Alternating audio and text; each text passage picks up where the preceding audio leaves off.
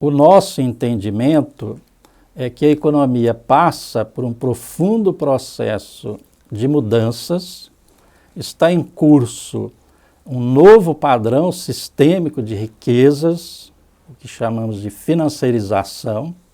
A riqueza ela está sendo gerada prioritariamente na esfera financeira, na esfera especulativa e não mais na esfera produtiva. Esse fato está na essência da crise contemporânea, marcada pela concentração da riqueza de um lado e pela crescente desigualdade de outro lado. Os dados indicam que hoje 42 pessoas possuem uma riqueza maior que os 50% mais pobres da humanidade, o que equivale a 3,7 bilhões de pessoas. No Brasil, o efeito dessa financiarização é ainda mais perverso, considerando as taxas de juros cobradas pelo mercado financeiro, que drenam os recursos das famílias, das empresas e do governo.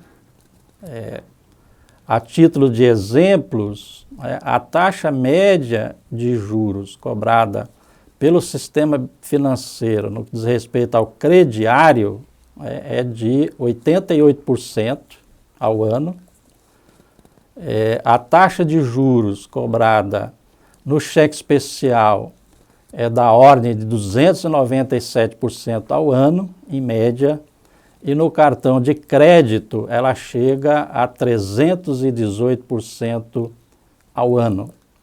A segunda maior taxa de juros na América Latina, que é a do Peru, é de 53% ao ano, e segundo o livro A Era do Capital Improdutivo, do professor Ladislau, a taxa de juros no crédito rotativo na França não chega a 4% ao ano.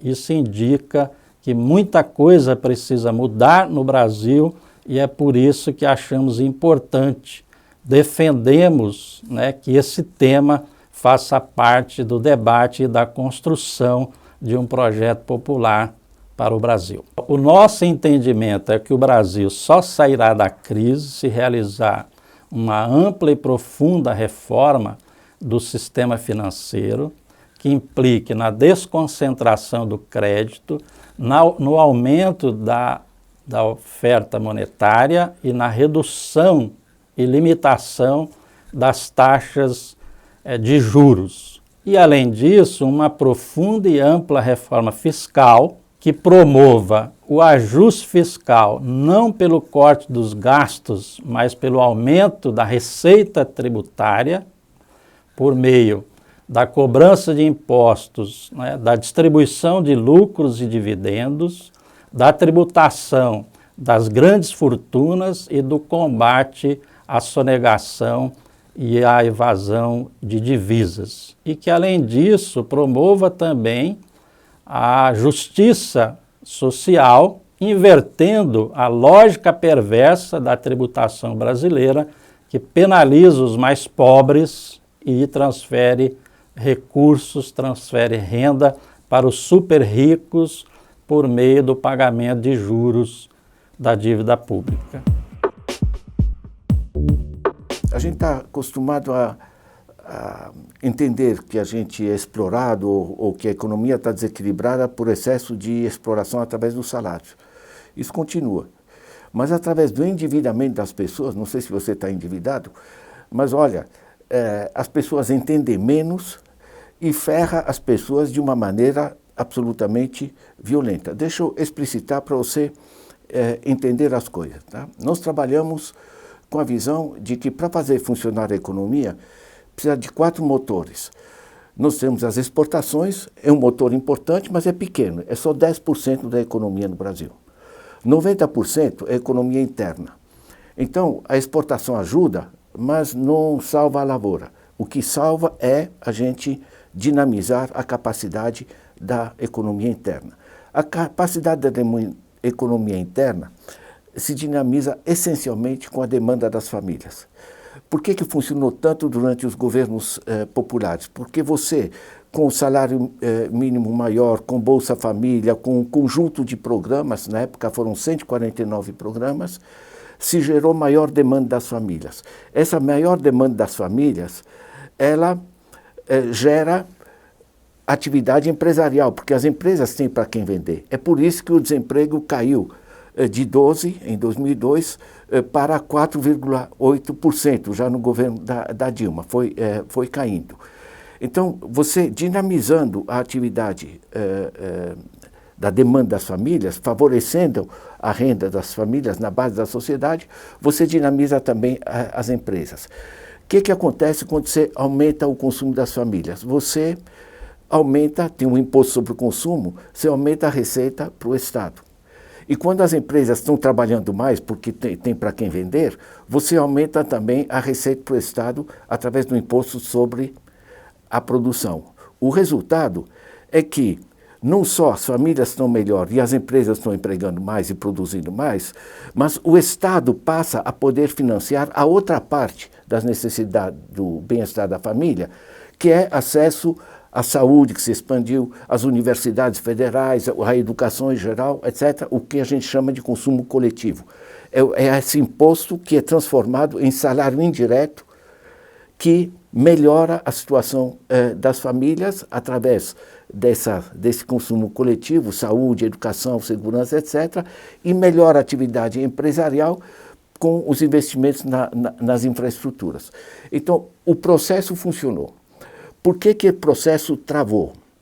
Porque enquanto o governo ia fazendo uma redistribuição forte para a base da sociedade, os bancos, endividando as pessoas, foram gradualmente captando essa capacidade de compra das famílias e capacidade de investimento das empresas e foram transformando isso em dívida. Você provavelmente está endividado, você está em boa companhia, 64 milhões de adultos hoje estão enforcados na dívida.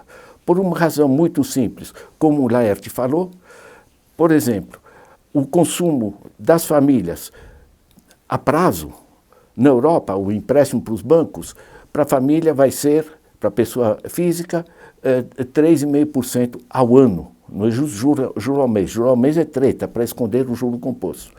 Portanto, na França, 3,5%. No Brasil, 88%. Sabe que desde que começaram, depois da Dilma, a mandar na economia, o juro para as famílias passou de 88% para 120%. O juro para empresas passou de 44% para 50%. Ou seja, quando você chupa mais com os juros do que a família consegue sustentar, você enforca as pessoas. E tem mais. Com a taxa Selic elevada, o que acontece? Eu, por exemplo, tenho minha poupança como professor.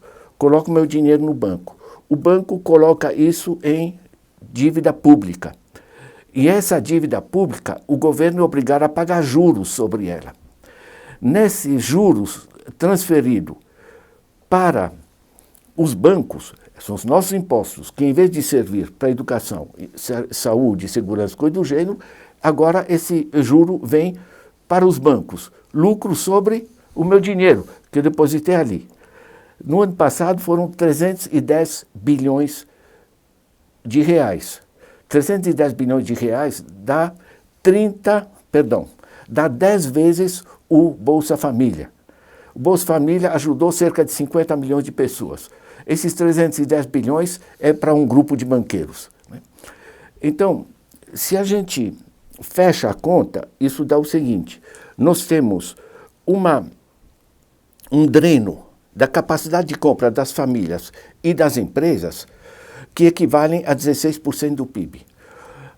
O dreno dos recursos do Estado para os bancos, 6% do PIB. 16,6% são 22%. Quase um quarto da economia está sendo chupada para intermediários financeiros que não produzem coisa nenhuma, para dizer de maneira educada. Pelo contrário, eles travam. a compreensão desse mecanismo é que está facilitando as pessoas entenderem por que parou o país. Porque você não pode tirar da economia real 22% de toda a produção, dos esforços da sociedade, transformar em lucros financeiros, e lucros financeiros que, além do mais, têm evasão para o exterior, 2 trilhões de reais. Tem a evasão fiscal a cada ano, 570 bilhões de reais.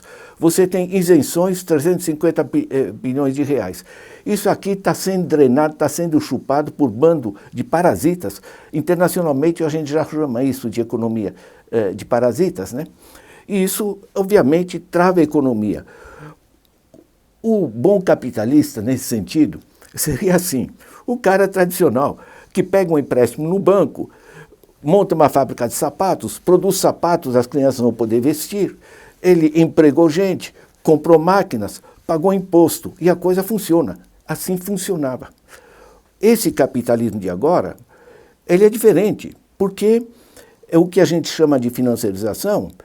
Ele, em vez de produzir, ele chupa dos juros através do crediário que você não está conseguindo pagar. O crediário máximo que eu encontrei na Europa é 13% ao ano. Você provavelmente está pagando mais de 100% na geladeira que comprou ou no fogão. Esse tipo de dreno é que efetivamente paralisa a economia. Nós trabalhamos com as alternativas, né?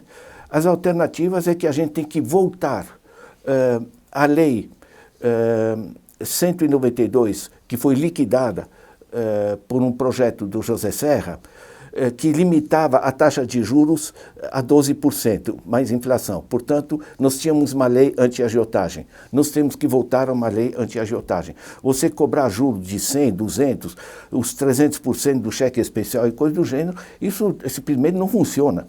Deixa eu lembrar, na Espanha, o cheque especial é 0% até 6 meses, até 5 mil euros. 5 mil euros dá mais ou menos um pouco mais de 20 mil reais. E aqui, pagar 300%, no rotativo do cartão, o máximo são coisas indecentes, né? Superando às vezes 300% também, né? Então, nós temos que controlar a agiotagem.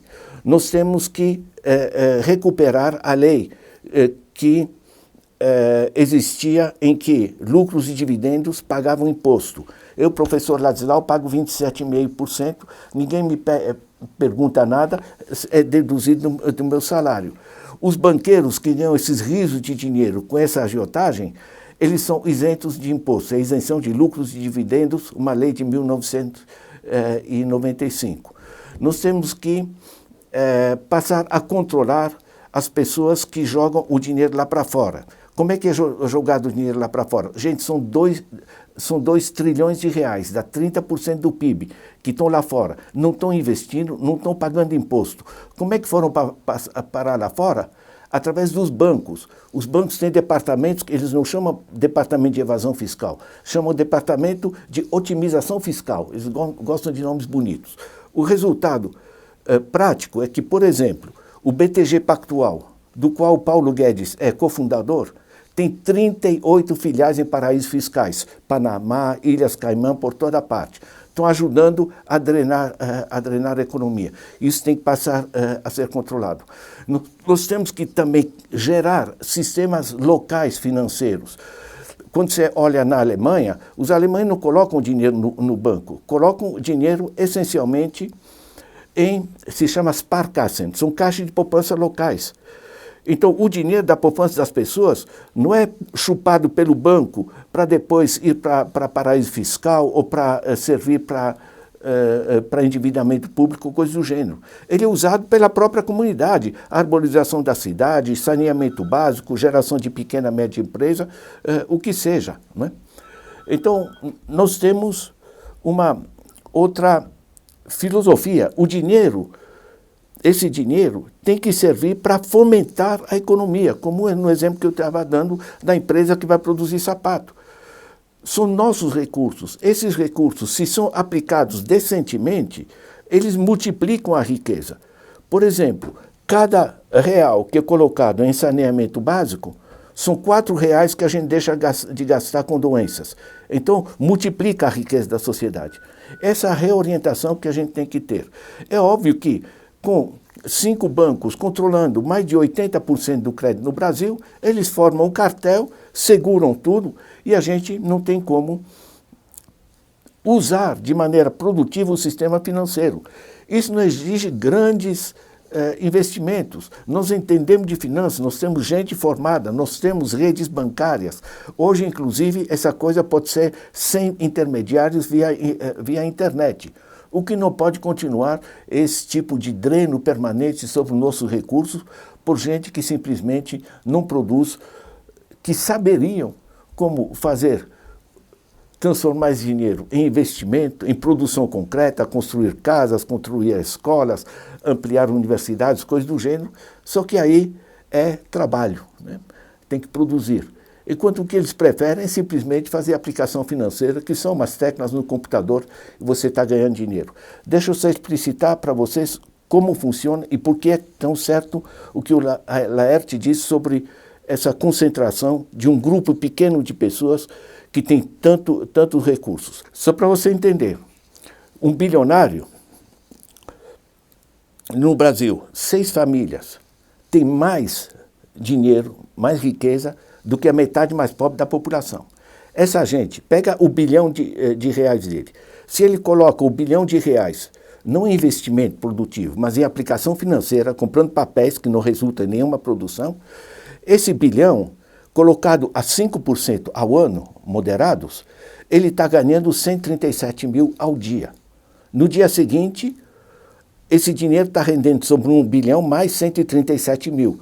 E de dia para dia vai aumentando, o que a gente chama em finanças de efeito bola de neve. Na realidade, os ricos ficam mais ricos sem precisar produzir porra nenhuma.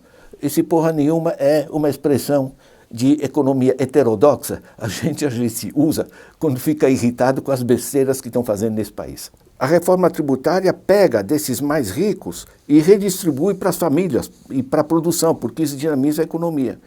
No Brasil, a gente está fazendo o contrário, a gente está isentando os que fazem aplicações financeiras, isentando lucros e dividendos, e penalizando através de elevadas taxas sobre os bens de consumo, taxas sobre o trabalho e mais. A gente permite a evasão fiscal.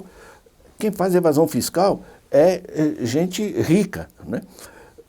Então, os mais ricos terminam pagando muito menos e isso aprofunda a deformação. Sem falar, evidentemente, de todo esse dinheiro que eu mencionei, que sai fora para o exterior, que nem paga imposto e nem investe. Na realidade, é uma economia do desperdício. Deixa eu dizer o seguinte, a gente fala aqui, tanto eu como o Laerte, em porcentagens, em bilhões, em trilhões, coisas do gênero. Você nem sempre entende, você balança a cabeça e tal. Então, o que a gente fez? Tem um livro legal, chama A Era do Capital Improdutivo. Esse livro é para qualquer cristão, para qualquer não economista entender como está sendo depenado. Isso é legal. Agora, se você não quer enfrentar o livro, você pega, no meu blog, você pega dobor.org, você põe Ladislau na internet, você encontra lá, no meu site, você pega em livros, você vai encontrar 15 pequenos vídeos de 10, 12 minutos cada um, explicando como se organizam esses diversos aspectos. Se você pegar esse curso, é que nem você passar a dominar realmente como funciona o sistema econômico. Vale a pena, eu estou fazendo propaganda para o meu próprio produto, a gente fez isso com o Instituto Paulo Freire, e sabe o que é bonito? Paulo Freire, o que ele queria é mais cultura para as pessoas se apropriarem da sua realidade, né? Hoje a gente tem que entender a economia, porque a economia não pode ficar só na mão de economista.